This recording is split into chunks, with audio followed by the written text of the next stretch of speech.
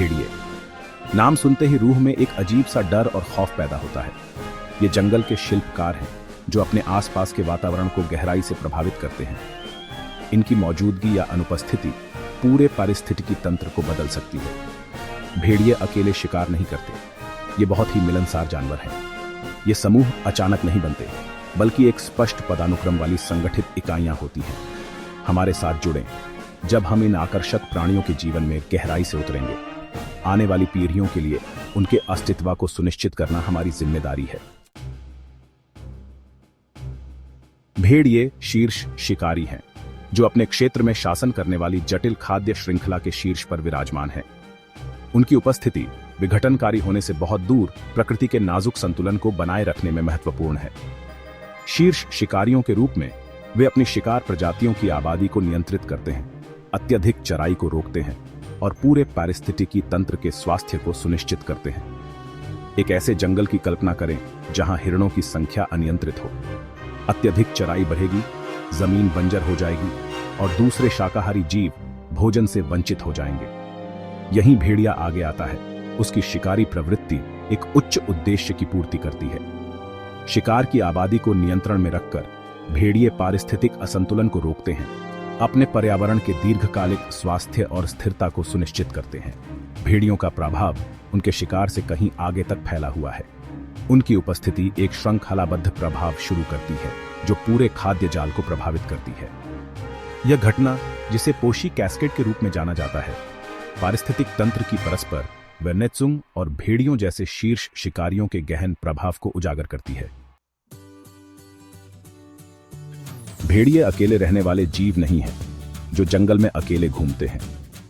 वे अत्यधिक सामाजिक प्राणी हैं जो घनिष्ठ रूप से जुड़े समूहों में रहते हैं और कामयाब होते हैं, जो उल्लेखनीय समन्वय और सहयोग के साथ काम करते हैं। स्पष्ट पदानुक्रम और श्रम विभाजन के साथ यह सामाजिक संरचना शिकारी के रूप में उनकी सफलता और अपने पर्यावरण को आकार देने की उनकी क्षमता की कुंजी है। प्रत्येक समूह का नेटिवी अल्फा जोड़ी करती है, जो आमतौर पर समूह के अधिकांश सदस्यों के माता पिता होते हैं। अल्फा नर और मादा जरूरी नहीं कि सबसे बड़े या सबसे आक्रामक व्यक्ति हों, लेकिन वे नेता होते हैं जो पूरे समूह को प्रभावित करने वाले निर्णय लेते हैं। उनका नेटिवी शिकार की रणनीतियों से लेकर क्षेत्रीय रक्षा तक समूह के भीतर व्यवस्था और दक्षता सुनिश्चित करता है। एक भेड़िया समूह के भीतर पदानुक्रम अल्फा जोड़ी से आगे तक फैला हुआ है। समूह के अन्य सदस्यों की अपनी भूमिकाएं और जिम्मेदारियां होती हैं, जो समूह की समग्र सफलता में योगदान करती हैं। श्रम का यह विभाजन हॉवेल, भौंकने और शारीरिक भाषा की उनकी जटिल संचार प्रणाली के साथ मिलकर भेड़ियों को एकजुट इकाई के रूप में कार्य करने की अनुमति देता है। भाग 4, भेड़िए और जीवन का जाल। भेड़िए कीस्टोन प्रजातियां हैं, जिसका अर्थ है कि उनकी उपस्थिति का उनके पारिस्थितिक तंत्र पर अनवरहेल्थनिस्मैशिक रूप से बड़ा प्रभाव पड़ता है। उनका प्रभाव पूरे खाद्य जाल में फैलता है, न केवल उनके शिकार को, बल्कि उनके क्षेत्र के भीतर वनस्पति और अन्य जानवरों को भी प्रभावित करता है। जीवन का यह जटिल जाल प्रकृति की परस्पर वर्नेत्सुंग और इसके संतुलन को बनाए रखने में भेड़ियों द्वारा निभाई गई महत्वपूर्ण भूमिका का प्रमाण है।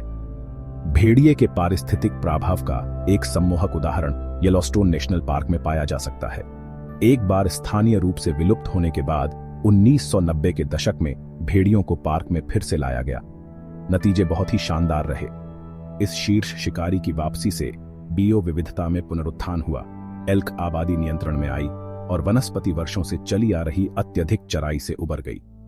येलोस्टोन उदाहरण ट्रॉफिक कैस्केड के महाटवी पर प्रकाश डालता है, जहां भेड़िया जैसे शीर्ष शिकारी की उपस्थिति या अनुपस्थिति के पूरे पारिस्थितिकी तंत्र के लिए दूरगामी परिणाम हो सकते हैं। यह एक शक्तिशाली अनुस्मारक के रूप में कार्य करता है कि हमारे ग्रह के स्वास्थ्य और बायो विविधता को बनाए रखने के लिए कीस्टोन प्रजातियों की रक्षा करना आवश्यक है। भाग 5, एक दूसरा मौका, भेड़ियों को फिर से जंगल में लाना। भेड़ियों की कहानी उत्पीड़न और विस्थापन की है। उनके पारिस्थितिक महात्वी के बारे में जागरूकता ने भेड़ियों को फिर से लाने का आंदोलन शुरू किया। पुनर्जंगलीकरण पारिस्थितिक संतुलन बहाल करता है और भेड़ियों को दूसरा मौका देता है। संयुक्त राज्य अमेरिका और यूरोप में पुनर्जंगलीकरण परियोजनाएं चल रही हैं। ये प्रक्रिया चुनौतियों के बावजूद आशा की किरण है। भाग 6। एक मोड़ पर खड़े भेड़िए।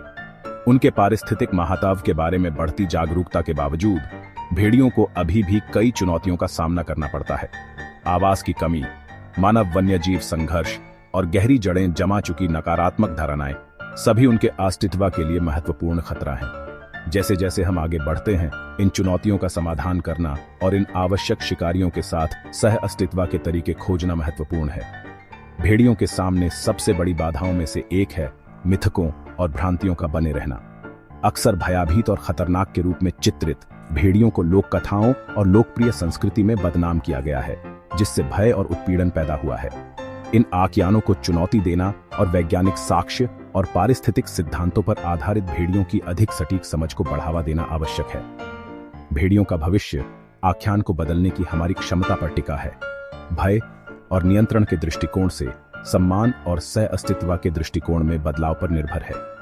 इसके लिए शिक्षा, आउटरीच और ऐसे समाधान खोजने की प्रतिबद्धता की आवश्यकता है जो भेड़ियों और उन समुदायों दोनों के लिए फायदेमंद हों जिनके साथ वे अपना निवास स्थान साझा करते हैं।